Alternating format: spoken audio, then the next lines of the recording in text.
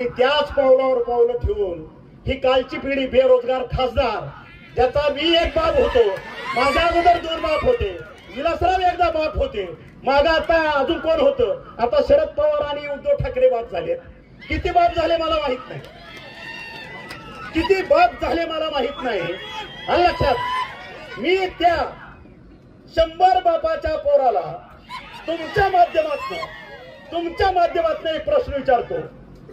ज्या तानाजी सावंत तुझं तिकीट तिथं खमके म्हणून उभा राहिला, ह्या उद्धव ठाकरेला पक्षाला 10 कोटीचा निधी दिला चेकनं, तुझं तिकीट आणलं, तुझ्यावरती 1 कोटी रुपयाचा खर्च केला, तुला निवडून आणलं, तुला बापाची माया दिली आणि बापाची माया दिल्यानंतर लगेच बाप बदलला. असं कसं चालतं?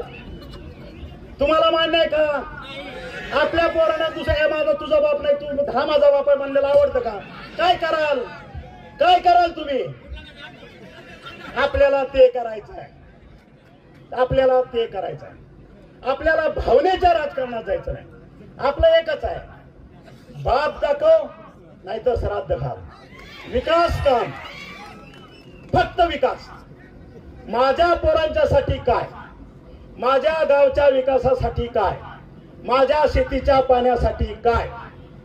ह्यांचा जीव फक्त कॉन्ट्रॅक्ट, ह्यांचा जीव फक्त अधिकाऱ्याला शिव्या घालणे, ह्यांचा जीव फक्त अधिकाऱ्याला एकानं जायचं शिव्या घालायच्या, दुसऱ्यानं जाऊन तोडपाणी करायचं, पैसे घेऊन यायचे.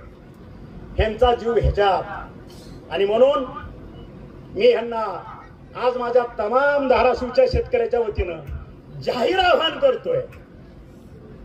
आता कुठल्या बापाला तू जरी पुढे घेऊन आला तरी हा शेतकरी तुला फसणार नाही, तुला घरी बसवल्याशिवाय आम्ही स्वस्त बसणार नाही. ही आज मिरगव्हाणच्या शेतात घेतलेली आमची शपथ आहे. पेरणाचं भंगार चोला तुम्ही त्याचे साक्षीदार आहेत. आम्ही शेतकऱ्यासाठी काम करणारे, बंद पडलेलं सगळं धाराशिवला पुन्हा गतवैभव प्राप्त करून देण्यासाठी उचललेला विडा आहे.